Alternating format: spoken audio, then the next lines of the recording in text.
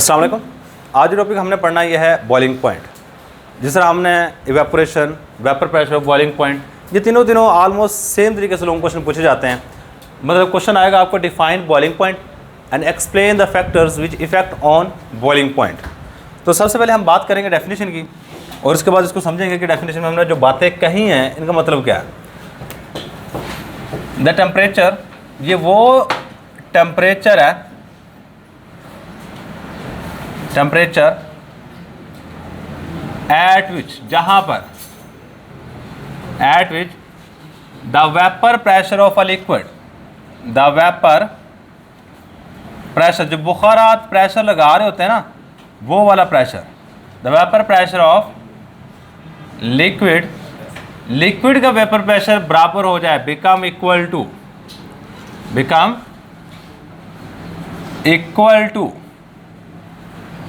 The atmospheric pressure, atmospheric pressure के बराबर हो जाए, या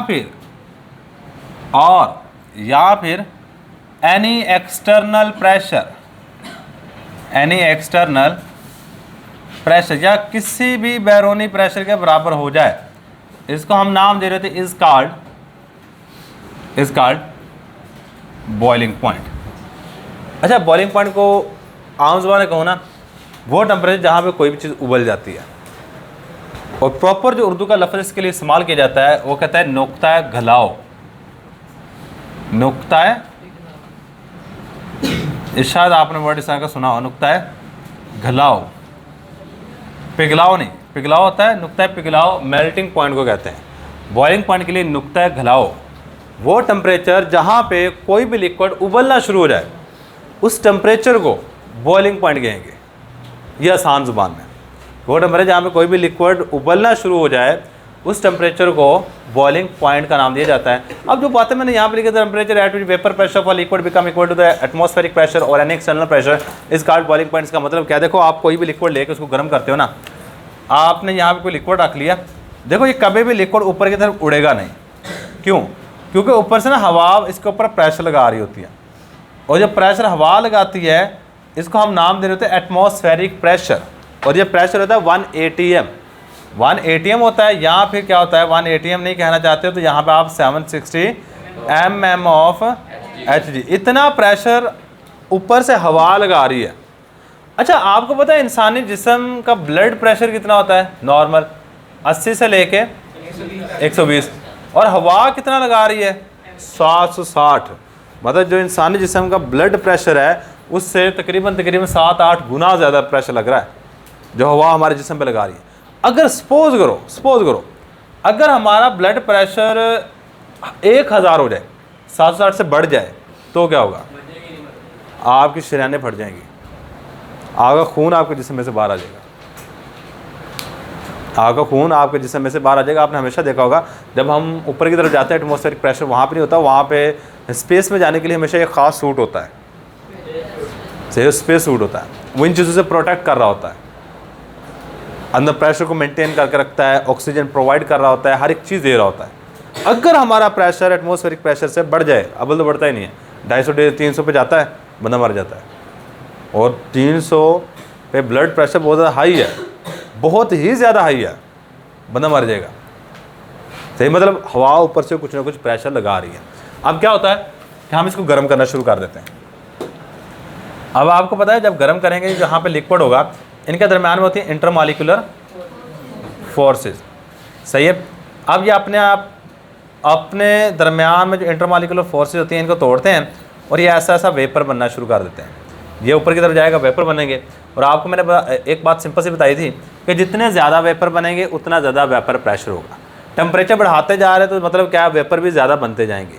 एक वक्त आएगा जब वेपर प्रेशर और एटमॉस्फेरिक प्रेशर बराबर हो जाएगा, उस लम्हे को हम नाम दे रहे होते हैं बॉइलिंग पॉइंट का। उस वक्त जो टेम्परेचर इस लिक्विड का होगा उस टेम्परेचर को बॉइलिंग पॉइंट का नाम देंगे। क्या नाम देंगे? बॉइलिंग पॉइंट का नाम दे रहे होते हैं। अब हम कुछ एग्जांपल्स लिख लेते हैं जो आपकी बुक के अंदर लिखी हुई हैं। सही, हम हर एक चीज़ को ना एक पैटर्न के हिसाब से लिखेंगे, कोई भी रैंडमली चीज़ नहीं लिखेंगे। ये आपकी बुक में हर एक चीज़ रैंडमली लिखी हुई है, हम सारी चीज़ों को उठा के एक पैटर्न में लेके आएंगे। बच्चे अगर मैं एग्जाम्पल की बात करूं तो हमारे पास पानी का बॉइलिंग पॉइंट 100 डिग्री सेंटीग्रेड है। The boiling point of water, the boiling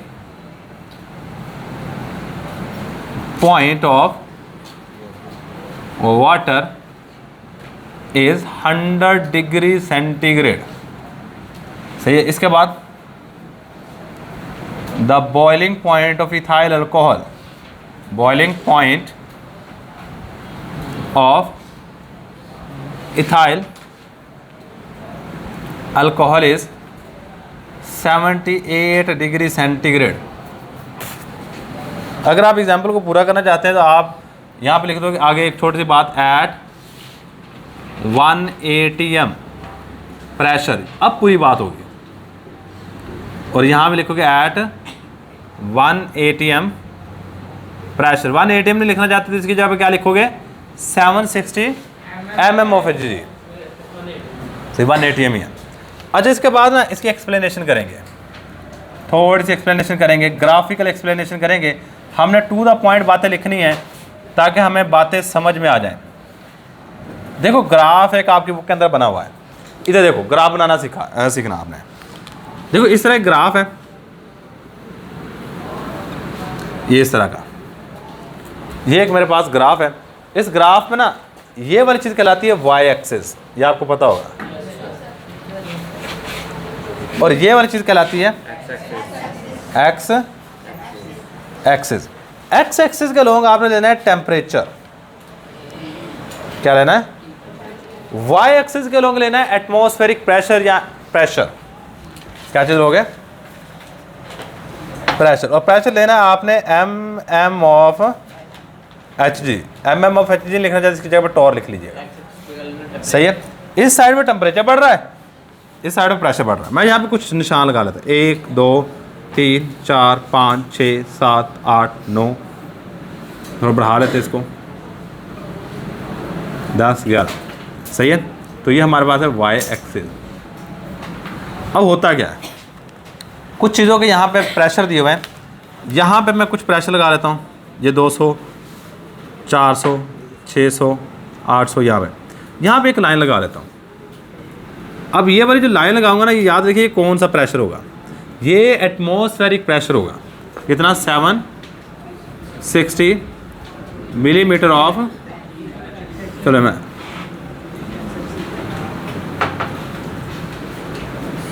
सही है, यहाँ पे लिख लेते हैं। ये क्या है जी, 760 मिलीमीटर ऑफ Hg प्रेशर है। सही है। मैंने 3 चीज़ें ली, सही है, मैंने क्या किया जी, यहाँ पे 3 चीज़ें ली और उनका ग्राफ बनाया यहाँ पे।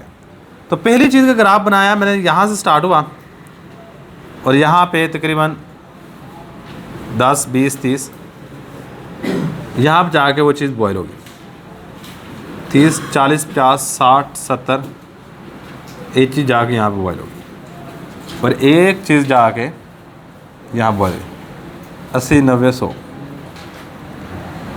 सही है। तो एक चीज़ जाके यहाँ बॉयल होगी, एक चीज़ जाके यहाँ बॉयल होगी और एक चीज़ यहाँ स्टार्ट हुई और जाके यहाँ बॉयल होगी। इसको आप थोड़ा सा लंबा करके बनाइएगा, क्योंकि मेरे पास यहाँ पे ऊपर इतनी जगह नहीं है तो इसको लंबा कर सकूँ, क्योंकि मैंने सारे का सारा टॉपिक लिखना है। तो थोड़ा सा लंबा करके बनाइएगा, इतना करीब, ये वाली लाइन इतनी करीब ना लगाइएगा। सही है। ये थोड़ी ऊपर करके लगाओगे ना तो आपके लिए ज़्यादा बेहतर बन जाएगा ग्राफ। सही है। तो यहाँ मैंने टेम्परेचर देखा तो ये तकरीबन 34.6 डिग्री सेंटीग्रेड है। यहाँ पर टेम्परेचर देखा तो ये 78 डिग्री सेंटीग्रेड है और ये वाला देखा तो ये 100 डिग्री सेंटीग्रेड है। सही। ये पहले वाला ग्राफ मेरे पास है ईथर का, सेकंड वाला ग्राफ है इथाइल अल्कोहल, जिसको आम पीने वाली शराब जो होती है ना, ये उसका बॉइलिंग पॉइंट निकाला हुआ है। और ये वाला ग्राफ वाटर का है। क्या हुआ, जिस तरह मैं टेम्परेचर इस साइड में बढ़ाता गया, इनका वेपर प्रेशर भी बढ़ता गया। एक वक्त आया, ये वाला प्रेशर याद रखिए, जो लाइन ऊपर लगा रखी है ये 760 mm ऑफ Hg पे है। और मैंने 760 पे क्यों लगाई, मैं 800 पे लगा सकता था, मैं 700 पे भी लगा सकता था, लेकिन मैं 760 पे क्यों लगाई, क्यों, क्योंकि ये एटमॉस्फेरिक प्रेशर है। जब ये वाला वेपर प्रेशर इस प्रेशर के बराबर हो जाएगा उस वक्त लिक्विड उबलना शुरू हो जाएगा। मैं बेसिकली यही निकालना चाहता हूं कि किस टेम्परेचर पे इसका प्रेशर एटमॉस्फेरिक प्रेशर के बराबर हो जाएगा। सही है। मैंने देखा कि जब मैं यहाँ से गर्म करना शुरू करता हूँ ऐसा ऐसा इसका वेपर प्रेशर बढ़ता है और 34 डिग्री सेंटीग्रेड पे वेपर प्रेशर और एटमॉस्फेरिक प्रेशर बराबर हो जाता है। मैंने कह दिया कि ईथर का बॉइलिंग पॉइंट 34 है और इथाइल अल्कोहल का बॉइलिंग पॉइंट 78 है और वाटर का बॉइलिंग पॉइंट 100 है। और शुरू में चेक करो, शुरू में जब टेम्परेचर था 0, यहाँ पे हर एक चीज़ 0 होती है, आपको पता है। जहाँ पे ओरिजिन होता है ना वहाँ पे हर एक चीज़ 0 होती है। 0 टेम्परेचर पे इथाइल ईथर का 200 एटीएम कह दिया 200 mm of Hg vapour pressure है 0 पे, और इथाइल अल्कोहल का 25 होता है, ये MCQ आते हैं, और वाटर का 5 mm ऑफ Hg होता है। सही है। तो ये बातें मैंने यहाँ पे लिखनी है। अ ग्राफ इज फॉर्म, ये डायग्राम आपको बनानी पड़ेगी, form between temperature on X axis and pressure on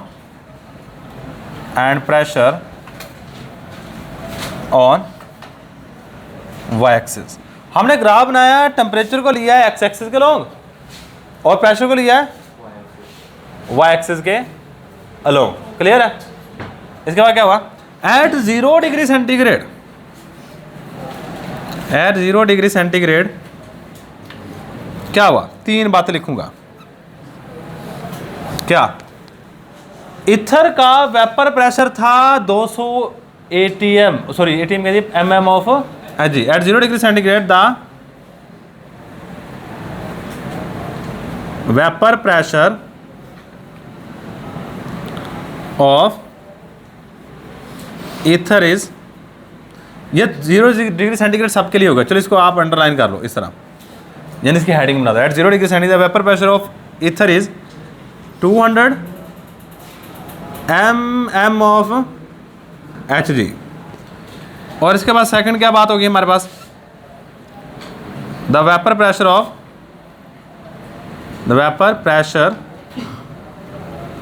off ethyl alcohol is 25 mm of Hg। Ethyl alcohol का 25 होगा, और जबकि वाटर का क्या होगा, the vapour pressure of water is 5 mm of Hg, 5 mm of Hg। बच्चे खुसूसन पानी का याद रखिएगा, ये पास्ट पेपर में MCQ के तौर पे आ चुका है। 0 डिग्री सेंटीग्रेड पे पानी का वेपर प्रेशर कितना होता है, 5 mm ऑफ Hg। और 760 पे जाके सबके वेपर प्रेशर बराबर हो जाते हैं। किस टेम्परेचर पे होते हैं वो टेम्परेचर मेंशन करता हूँ। सही है। तो यही बात हम यहाँ पे लिखेंगे।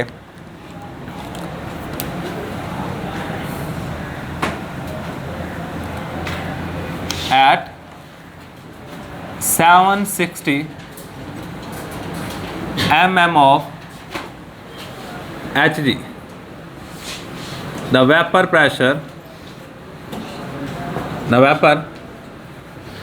pressure equal to atmospheric pressure,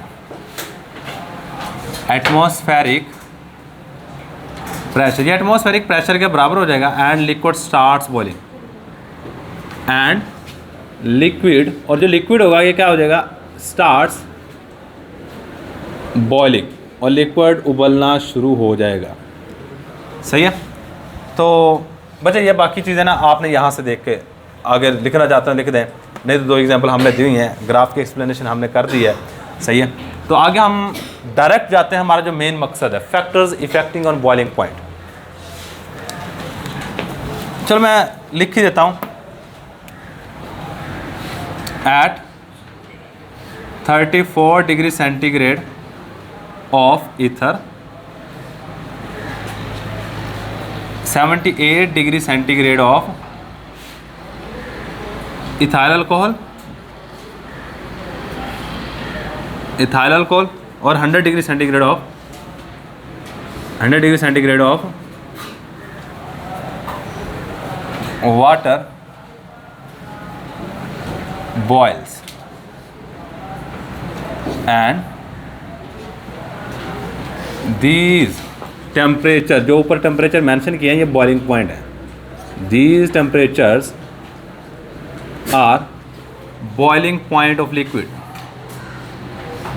boiling points of liquids, ये liquids के boiling point है। अब हम बात करेंगे factors affecting on boiling points,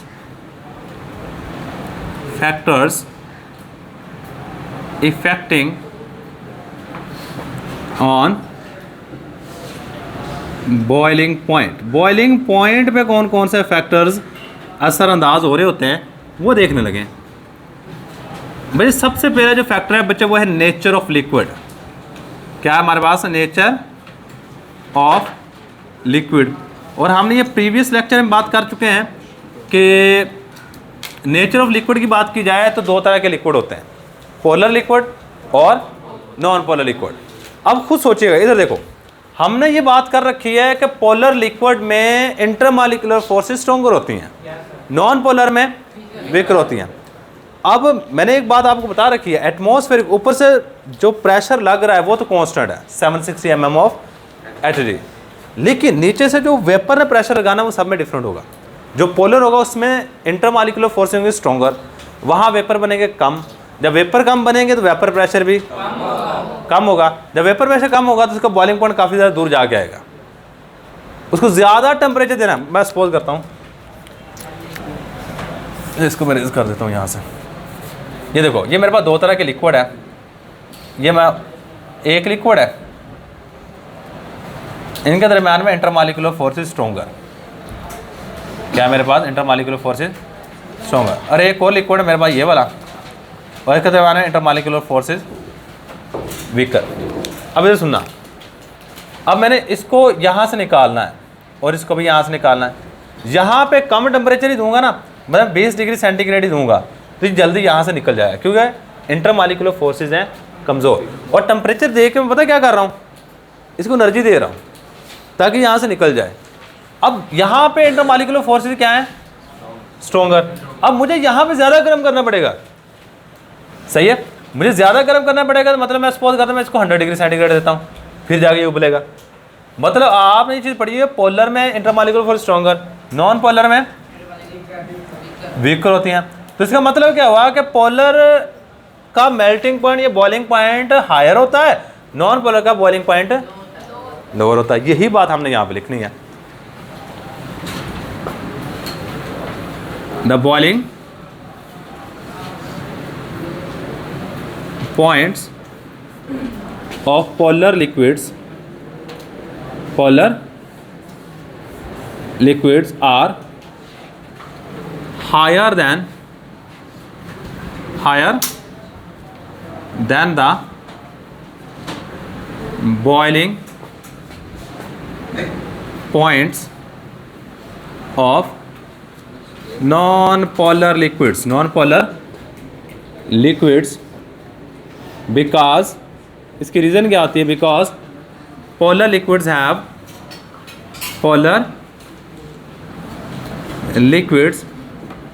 have stronger intermolecular forces, क्योंकि पोलर लिक्विड में इंटरमॉलिक्यूलर फोर्सेस स्ट्रॉन्गर होती हैं। मैं एग्जांपल देता हूँ बच्चे, पानी जो है ना ये पोलर है, इथर नॉन पोलर है। इथर का बॉइलिंग पॉइंट 34 है, पोलर का 100 है, सही है। Ether is non polar compound. Ether non polar compound है and it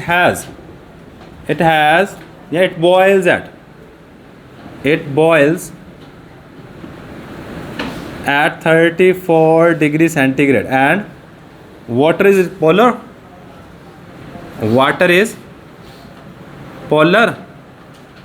and it boils at 100 degree centigrade. हमने यही बात की है, पोलर का ज़्यादा होगा, नॉन पोलर का कम होगा, उसकी डेफिनेशन में देख लीजिए। पोलर और नॉन पोलर का आपको अच्छे तरीके से पता है, जिसके ऊपर partial positive partial negative charge आए वो पोलर और पानी के ऊपर partial positive partial negative charge होते हैं, सही है। ईथर में ये वाला काम नहीं होता। अच्छा ये बात होगी। इसके बाद नेक्स्ट आ जाओ हमारे पास, वो है इंटरमोलिकुलर फोर्सेस। बेसिकली मैं आपको बताऊँ ना, ये वाला पॉइंट और ये वाला पॉइंट आपस में सेम है। अगर कहना चाहते हो आप बुक ने ऐसे ही दो अल्फाज बना के दिए, इंटर मॉलिक्यूलर फोर्सेस। अब इंटर मॉलिक्यूलर फोर्सेस को मुझे खुद बताना है। देखो ये मैंने समझा दिया। यहाँ पे इंटर मॉलिक्यूलर फोर्सेस क्या है, स्ट्रॉन्गर है। यहाँ पे इंटर मॉलिक्यूलर फोर्सेस क्या है, यहाँ बॉइलिंग पॉइंट क्या है, ज़्यादा है। यहाँ बॉइलिंग पॉइंट क्या है, कम। यही बात हमने यहाँ पे लिखनी है। अगर इंटर मॉलिक्यूलर फोर्सेस स्ट्रॉन्गर हैं तो बॉइलिंग पॉइंट हायर होगा, उसको बॉयल करने के लिए आपको ज़्यादा एनर्जी देनी पड़ेगी। और अगर इंटर मॉलिक्यूलर फोर्सेस वीकर हैं तो वो कम टेम्परेचर पर ही बॉयल हो जाएगा। मतलब अगर इंटर मॉलिक्यूलर फोर्सेस स्ट्रॉन्गर तो बॉइलिंग पॉइंट ज़्यादा, डायरेक्टली प्रोपोर्शनल। क्या है, डायरेक्टली प्रोपोर्शनल है। If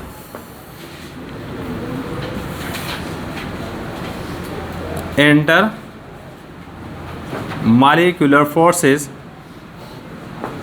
are stronger in a compound, एक कंपाउंड में अगर इंटर मॉलिक्यूलर फोर्सेस स्ट्रॉन्गर होती हैं, then it has higher boiling point, higher boiling points and vice versa, and vice versa. Vice versa का मतलब क्या होगा, इसका बिल्कुल उलट। मतलब अगर वीकर होगी तो बॉइलिंग पॉइंट कम होगा। मैं यहाँ पे एग्जांपल देता हूँ आपको, चेक कीजिएगा।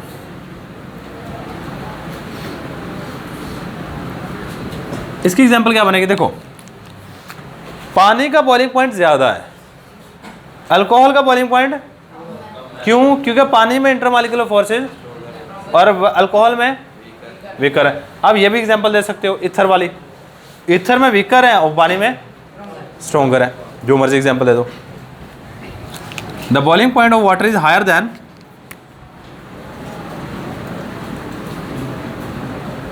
The boiling point of water is higher than the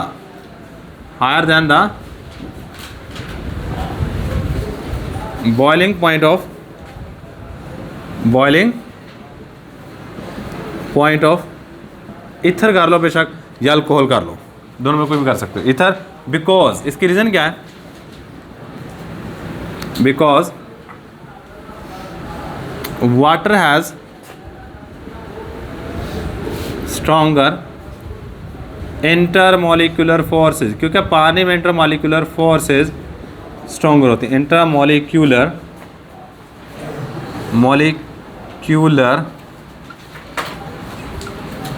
forces, ये आ गया जी हमारे पास इंटरमॉलिक्यूलर फोर्सेस का। इसके बाद नेक्स्ट हमारे पास लास्ट वाली चीज एक्सटर्नल प्रेशर। क्या चीज, एक्सटर्नल प्रेशर। थर्ड फैक्टर बैरोनी प्रेशर। अच्छा आपको पता है बॉइलिंग पॉइंट पानी का यहाँ पे नॉर्मली 100 डिग्री सेंटीग्रेड है। मरी की पहाड़ियों के ऊपर पानी का बॉइलिंग पॉइंट 98 डिग्री सेंटीग्रेड है और ये एक्चुअल वैल्यू है। और माउंट एवरेस्ट पे, माउंट एवरेस्ट क्या है, दुनिया की बुलंदतरीन चोटी है, उसके ऊपर जाकर पानी को उबालते हो तो पानी 69 डिग्री सेंटीग्रेड पे बॉयल हो जाता है। तो मतलब क्या हुआ, प्रेशर के ऊपर बाहर वाला जो प्रेशर है ये वाला, देखो अगर ये नीचे की तरफ जाएगा तो पानी जल्दी उबलेगा। मतलब अगर एक्सटर्नल प्रेशर आप कम कर दोगे, बाहर दबाने वाली फोर्स, क्योंकि मैंने बताया तो ऊपर से पानी को क्या किसी भी लिक्विड को ऊपर से जो फोर्स दबा रही है वो है एटमॉस्फेरिक प्रेशर। अगर वो फोर्स कम होगी तो पानी जल्दी उबल जाएगा। अगर वो फोर्स बढ़ाते हो तो पानी देर से उबलेगा। अब आप खुद सोचो, जब आपका प्रेशर कुकर है उसमें क्या काम हो रहा है, उसमें सेम काम हो रहा है। उसमें एक्सटर्नल प्रेशर आप बाहर से बढ़ाते हो। आपने, चलो मैं आपको एक सिंपल सी बात बताता हूँ, आपने ये चीज़ चेक की होगी, अंडा बनाया घर में कभी, बॉयल किया हो। अच्छा अगर अंडे को आप बेशक दो एक्सपेरिमेंट कर लेना, एक साइड पे वैसे कर लें, एक साइड दूसरी की तरह कर लेना, एक साइड में ना आपने उसके ऊपर जिस गिलास वगैरह में जिस चीज़ में भी आप अंडे को बॉईल कर रहे हो उसके ऊपर थाली रख देनी है, एक ऊपर से रहने देना। वैसे किस में जल्दी अंडा उबल जाएगा? थाली वाले में। अब सेम काम अगर आप चाय के साथ भी करते हो तो सेम काम है। चाय के ऊपर अगर आप थाली रखते हो तो वो जल्दी उबल जाती है, वहाँ पर जल्दी नहीं। इसी तरह सेम आपने काम देखा होगा कि प्रेशर कुकर के अंदर जब हड्डियाँ वगैरह या फिर ये पाए शाय बनाने हो ना, वो प्रेशर कुकर का इस्तेमाल करते हैं, उसमें जल्दी बन जाते हैं, आम हांडी में जल्दी नहीं बनते। रीज़न पता क्या होती है? External pressure. जब आप उसके ऊपर थाली रखते हो तो पानी उस वक्त 100 डिग्री सेंटीग्रेड पे नहीं उबलेगा, पानी 110 पे या 120 डिग्री सेंटीग्रेड पे उबलेगा। और 120 डिग्री सेंटीग्रेड ज़्यादा टेम्परेचर है, यहाँ पे वो चीज़ ज़्यादा जल्दी गर्म होगी। जब ज़्यादा जल्दी गर्म होगी तो जो चीज़ उसके अंदर पड़ी होगी वो जल्दी पक जाएगी। ये रीज़न है कि with the increase of external pressure the boiling point of liquid is also increase and vice versa, कि एक्सटर्नल प्रेशर बढ़ाने से बॉइलिंग पॉइंट बढ़ जाता है। अब हमारा नॉर्मली एक्सटर्नल प्रेशर कितना है? 760, सही है। और माउंट एवरेस्ट पे एक्सटर्नल प्रेशर आपको पता है कितना है? 323 mm ऑफ Hg। और उस वक्त पानी उबल जाता है तकरीबन 69 डिग्री सेंटीग्रेड पे। मतलब एक्सटर्नल प्रेशर 760 से कहाँ पे गया? 323 पे। बॉइलिंग पॉइंट भी कम हो गया, मतलब एक्सटर्नल प्रेशर भी कम हुआ और बॉइलिंग पॉइंट भी कम हो गया। मतलब एक दूसरे के क्या है? डायरेक्टली प्रोपोर्शनल है। सही, यही बात हमने यहाँ पे लिखनी है।